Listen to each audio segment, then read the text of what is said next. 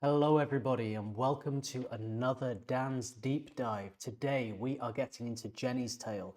Now, the Tale of Jenny and Screech, I did the full trilogy as the third reaction I ever did, and it really affected me emotionally. And I struggled to give any kind of musical reaction to anything that was going on. There were, parts I kind of got some references and influences and things like that, but generally the overall kind of grittiness and realness of the whole thing, I don't know. It's rough going. It's a hard watch, but it's really cool to be able to come back to it and look at it on a deeper level, more analytically, and musically, see exactly what's going on and what makes this song so powerful, and actually really take a look at that. So we're going to be going through the song Jenny's Tale section by section. I decided not to do the trilogy in one go because I just thought it would be too much. Let's do this one at a time. So we're going to look at the music, the lyrics, and the visuals to uncover how REN kind of builds like a tragic modern day folk tale that feels both sort of theatrical but painfully real at the same time. So let's get into the musical introduction and have a chat about what's going on here.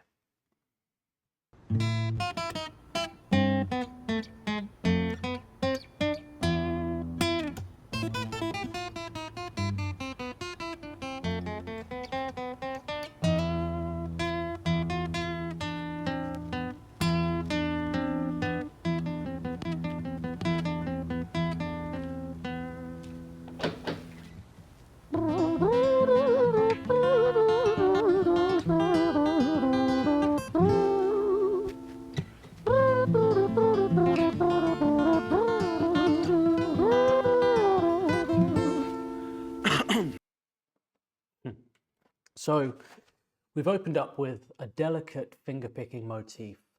We're in standard tuning this time, as opposed to high REN where he was in drop D. We're now in standard, which is E, A, D, G, B, E tuning on the guitar. It's played on what it sounds like nylon strings. So looking at it, I'm not sure if they are, but they sound nylon to me on an acoustic guitar. The progression sort of, it moves through these really lush but melancholic chords. We've got A minor, we've got D minor 7, E minor 7, and F minor 7, which I think establishes quite a tragic atmosphere right from the get-go. The melody, it's repetitive, a bit like a nursery rhyme or a sort of memory looping in someone's head. I feel that REN kind of adds these psychological elements to his guitar playing that just kind of give these subliminal feelings through the music he kind of delivers. His actual sort of guitar playing style, there's frequent use of hammer-ons and pull-offs, give the melody a sort of fluid, almost weeping kind of feel, but the playing is still quite raw, minimal, and still kind of quite emotionally charged. I think the sound-wise of it, it's a little Ben Howard's Every Kingdom era music, a little bit of Damien Rice emotional ballads. And as we get into it, there's more of sort of folk traditional storytelling, a la Bob Dylan or Johnny Flynn. And I feel like the mouth trumpet section is quite important to the overall atmosphere of what's happening here. It's sort of, it's kind of playful, casual, but it has this lazy, disinterested feeling, which I think kind of sets up the resignation to sadness of Jenny's life that we're about to get into with the lyrics. It's just, it's almost like you can't afford a trumpet, you're just using what you've got. It's just, there's something very, I don't know, street about it. And looking at the kind of visuals here, we've got this very urban environment, all the graffiti. We're in a back alley. REN's got his trackies tucked into his socks, which in the UK, that's a very, culturally, that's considered quite a sort of chav thing to do, to tuck your trackies into your socks. Generally, a fashion. I think it's become more common. When I was younger, it was generally a fashion associated with violence to have your trackies tucked into your socks and your socks pulled up high like that, sort of a bit of a hooligan kind of type image thing. I think that's less the case now, and it's sort of been more adopted and normalized or whatever, but it was a little bit of a thing back then. I don't know if that's kind of intentional in this, but yeah, we've got this kind of sort of urban feeling going on here visually to go with the music, don't we? It was a quiet, dark night in an empty street, somewhere in London City. Jenny walked alone, she was dragging her feet, she was heading back home to sleep. Well, she knew this town, she knew this floor, because she walked it about 1,000 times before she wanted to escape. Can you blame? Well, on the very same night, in a different place, they walked it. So, we have been introduced to Jenny, walking alone through the city. His phrasing is rhythmic and percussive, blending spoken word with rap cadences. The music stays on a repeating A minor, D minor 7 progression that he's playing as bar chords rather than open chords. And I think the reason he's playing like bar chords up on the guitar, up on the neck, I think is to give more control of sort of how choppy the rhythm is, as opposed to open chords, which generally tend to kind of ring out more because there are more sort of open notes being played. With a bar chord, you can kind of go from notes being played to silence instantly just by releasing your hand a little bit. So it gives you that more edgy, slightly more rock or slightly more ska kind of feeling to it, which kind of makes it a little bit more chuggy and a bit more unpredictable, I think. And it's certainly less relaxing than it would be if it was kind of played as open chords. I feel like the key themes we have here in this opening section introducing us to Jenny, we sort of have vulnerability in a familiar yet hostile city, emotional and physical exhaustion, and a subtle sense of dread building. My favorite lyric from this part, well, she knew this town, she knew this floor, because she had walked it about 1,000 times before. This repetition hints at Jenny's repetitive life, possibly trauma, poverty, or a dangerous routine. So now we're going to get into the screech part of this verse and get introduced to a new character. Can you blame? Well, on the very same night, in a different place, there walked this hooded young youth by the name of James. He was 14 years old and out of his brain, he'd been smoking ganja with the boys. James, he grew up to be a kid of the street. His mates called him Screech, he was quick on his feet. He was a liar, a thief, at 14 years old, the devil had set his sights on his soul. So now we meet James, a 14-year-old street kid known as Screech. The pace sort of picks up here, more kind of chuggy. Ren's delivery is also sharper, more manic, reflecting Screech's chaotic life. We're still rooted in A minor and D minor, but with subtle melodic shifts that reflect Screech's sort of instability, you know what I mean? And Ren's cadence tightens, bordering more on like UK grime and general kind of UK hip-hop flow, which I think is perfect to kind of like animate Screech as a character, you know? And like the line, and we have a line here, he was a liar, a thief, and the devil had set his sights on his soul. I love that. Like he was kind of chosen by evil, or somebody who was open as a kind of vessel to be inhabited by evil in a sense. Whether you kind of believe in good or evil or not, you know, I personally don't see things as black and white like that, or they're certainly never that simple, and there's, you know, life is all kinds of shades of grey, but I feel like what's kind of being said here with that is that he's this young boy who is open to be molded, you know? He's like, there's a vacuum in his heart that is ready to be filled with evil, you know, with wrongness, because there hasn't been instilled the goodness in there to protect him from it, you know what I mean? He's like vulnerable to darkness. So we've now been introduced to Jenny, we've been introduced to Screech, and now we have like the next section, which I kind of call the collision. So let's hear that. He walked home all alone, she felt scared. Usually she was alright, but it was like there was something in the air. A divine intervention telling her to beware, maybe intuition bogging her and making her so scared.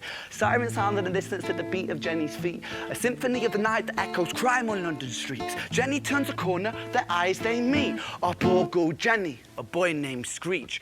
Give me... Oof. So the music grows slightly tenser. We hear sirens layered with footsteps. Ren's lyricism becomes more sort of visual and cinematic here, I think. And Jenny turns a corner and meets Screech. The moment their eyes lock is like fate catching up, you know, with both of them. And there's the line, sirens sound in the distance to the beat of Jenny's feet, a symphony of the night that echoes crime on London streets. Whew. So the sort of sonic imagery and atmosphere that's being created there is the line fuses natural rhythm, Jenny's footsteps, with artificial noise, police sirens, creating this kind of soundscape of tension. The beat of her feet matching the sirens forms a grim synchronization. Her everyday walk home is in step with violence, crime, you know? So this creates a musical metaphor. London's streets themselves are the orchestra and crime is the conductor. So the themes and symbolism we have here is the sort of inevitability. The phrase "a symphony of the night" suggests that violence is not an anomaly, it's routine, expected, orchestrated, normal. Urban decay, sirens aren't jarring here. They're part of the rhythm. The normalization of danger shows how deeply embedded crime is in Jenny's environment. And then there's the fate and sort of foreshadowing. The line is placed right before Jenny turns the corner and meets Screech, almost like the city itself is warning her, like singing a requiem before the tragedy even like occurs. And the narrative function of this, it acts as a transition between fear and confrontation. It mirrors Jenny's internal anxiety with external cues. Her body knows something's off, and now the world is reflecting it back. This line, it feels cinematic, like slow motion before impact, you know, a moment of eerie calm where everything aligns before shattering. So now we get into the next section of the song, the mugging. Streets. Jenny turns a corner, their eyes they meet. Up or go Jenny, a boy named Screech. Give me all your money, bitch, give it to me. If you cooperate, then you'll soon be free. I want your purse, your phone, don't fucking look at me. I mean it, bitch, are you listening to me? Jenny freezes statue like a lady shakes stalactite. Feel like liquid nitrogen in the dark night. She tried to find strength to move, but stayed as still as a statue in high-heeled shoes. What the hell you playing at? You playing games with me? I swear to fucking God, I'll slice the rosy off your cheeks. You think I don't mean it, girl? You don't know me. The last thing you see will be a boy code. Screech.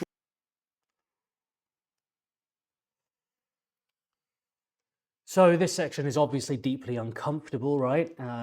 It should be. Screech yells, threatens, and Ren kind of inhabits the character completely.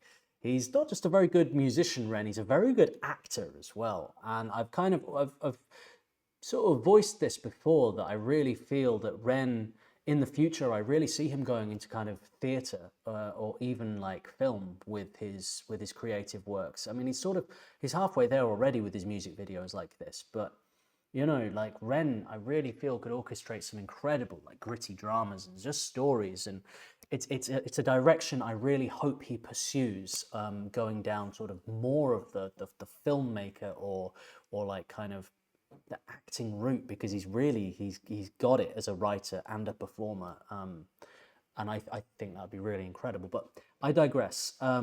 So he's sort of yeah, as I say, he's really inhabiting the character.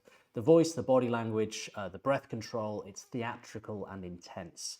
The sparse guitar kind of keeps us grounded in the song, and Ren lets the rhythm of the words drive this section rather than the guitar so much. And some of the themes we have is like power imbalance, fear paralysis, and kind of toxic masculinity and trauma projection, you know? I really like the lyric, fear like liquid nitrogen in the dark night. I think this is a brilliant metaphor, because liquid nitrogen is obviously, it's like more than freezing cold. It's colder than ice, and it freezes anything solid like instantly. By comparing Jenny's fear to this, I feel that Ren captures the paralysis that trauma induces, that Jenny like can't move, the intensity of her fear. It's not just cold, it's supernaturally cold, you know? The contrast to the warm human experience, her fear isolates her physically and emotionally. So in just one line, he evokes how fear doesn't just frighten, it freezes, shutting the body down like a chemical reaction. Let's get into the next part. Don't mean it, go, you don't know me. The last thing you see will be a boy code. Screech reach with the sheath of the blade, with the teeth that could bite through steel and slice concrete. And he swung possessed with the devil in his chest, and the statue she was turned to butter in her breath. It was a quiet dark night in an empty street somewhere in London City. Jenny lay still on the cold concrete. She's found somewhere to sleep. Oh, that line. So this section I call the death. Screech draws a knife and stabs Jenny. The delivery is colder, slower. The tension releases not into peace but into tragedy. This descending kind of guitar motif returns, familiar but now with new meaning. And like the line that I want to put into the spotlight here is, she was turned to butter in a breath. I think it's a bit of a poetic gut punch. It sort of draws on physical imagery and metaphor to capture Jenny's sudden collapse from tension to total vulnerability. So just unpacking that line, so the kind of literal versus symbolic meaning. The literal being that butter melts instantly when exposed to heat, it softens, loses form, becomes unresisting, right? The symbolic meaning, Jenny, who moments ago was frozen in fear, statue-like solid, now melts in an instant under the violent force of Screech's attack. It's a chilling transformation, I think, from a solid, composed figure to someone who is overpowered, defenseless, and broken. And why it's powerful, it's the contrast with the statue earlier. As I say, REN first describes Jenny as a statue, cold, unmoving, frozen by fear. Here, that image is shattered. She's no longer a statue, she's butter. That metaphorical collapse mirrors the physical collapse of the body. In a breath, the speed of change. It emphasizes how fast violence really happens, how fragile life is in those moments. Like one breath and it's over. You know, everything else in life is slow, but violence is always fast. Tone shift. This is the kind of, there's a big tone shift in this part. Like, this is the emotional climax. The rhythm slows and this line punctuates it with sort of tragic finality. Like, it's soft in its language, almost gentle, and that gentleness makes it even more devastating the way it's delivered, I think. Let's keep going and hear a bit more. Found somewhere to sleep. Well, she knew this town, she knew this floor, 'cause she'd walked it about 1,000 times before. I guess that she escaped. It's such a shame.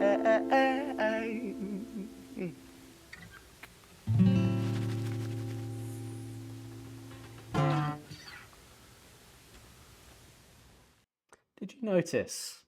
I just noticed that for the first time, how when he kind of hits that mystery chord at the end, how he sort of moves the guitar, and on the sound of his jacket, it makes a kind of effect. It's like this nice little percussive kind of shakeout. Really, really cool. I don't know if that was intentional or just a very happy accident there musically. So the chord progression kind of cycles back to A minor, D minor 7, E minor 7, F minor 7, which gives it, you know, it makes it feel, this time it's like a requiem, you know, and gives it that structure musically to come back to that. REN repeats the earlier lines as well. Well, she knew this town, she knew this floor, but now they're a eulogy, you know.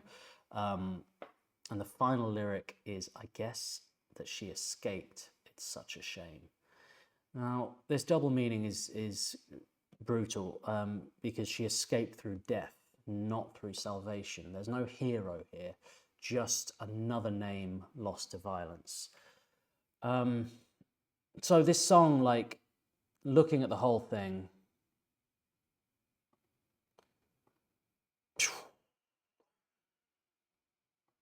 man, there's a lot of like symbolism and a lot to kind of interpret here. We've got Jenny's Tale. I feel it explores gendered violence as a concept. It explores systemic failure of vulnerable youth, like in a world where children carry knives and women walk in fear, which is sadly all too common all over the world, and something that very much needs to change. And if we're fighting anything, it should be this, right? And like that's just it's not the world that any of us want.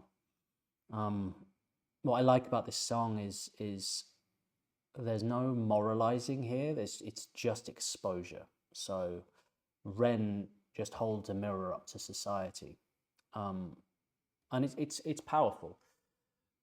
As a song, I like that there's no chorus, there's no hook. You get like the odd melodic hook, but never repeated. It's just pure narrative all the way through, and we have minimal instrumentation, just guitar, which just I think it gives maximum focus on the lyrics. There's not too much going on to distract you from the importance of what's being said here. I love the character-led storytelling with this kind of real-world resonance. You know what I mean? Um, to give a kind of musical summary, the main chords A minor, D minor 7, E minor 7, F minor 7, standard tuning. It's through composed, there's no chorus, and it's a linear structure. The techniques he's using, we spoke of pull-offs, hammer-ons, descending motifs. But really, overall looking at it, Ren is like using his guitar and his voice like a script and score, blending rap, theatre, and folk balladry into like one chilling performance, you know? And Jenny's Tale isn't just a story, it's a tragedy, and Ren doesn't wrap it in sentimentality. He shows us the systemic roots of violence and how easily people like Jenny become statistics. It's a modern cautionary tale, and sadly, it is all too real. And that's what got me about it when I did my first reaction to it. Is it was too real, you know, and the fact that it's not wrapped up, there's no kind of positive resolution to it or anything like that. It's just here it is. Here is a horrible situation. No upshot. No. Oh, we need to change as a society. We could do this. Things could be better. This, that, or the other. It's just no. This is here. It is. Just exposure to the thing. Just awareness of how a situation can be. It has a lot of depth to it. It's one of like this trilogy. I think is part of Ren's top tier, you know, of his work, and yeah, I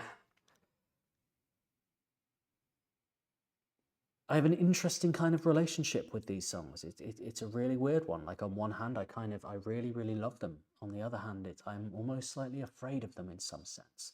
And I think that's something so powerful. Like I can't think of any other examples of a song like that where I kind of have this slight trepidation around it. It's not something I kind of go to put on, but I have immense respect for. I think it's just an incredible piece of work, that's just incredibly impactful, you know? So I'm looking forward to getting into the next deep dive and getting into Screech's Tale to see what happens next, how Ren continues this powerful trilogy, and what sort of musicality and metaphor he employs on the next part to give this rich depth, you know?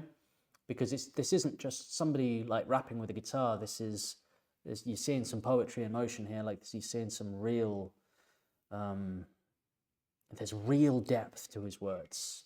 Like it's not just clever double entendres or anything. It's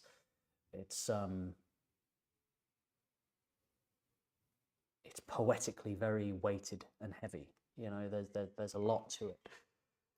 So yeah. Yeah, again, I feel the same way. Again, I'm sort of trying to wrap this up. I feel like God, always somewhat slightly stunned by these songs. They're very, very Very intense, aren't they? And very, very important. So take care, everybody. I will see you next week for the next deep dive. Peace and love.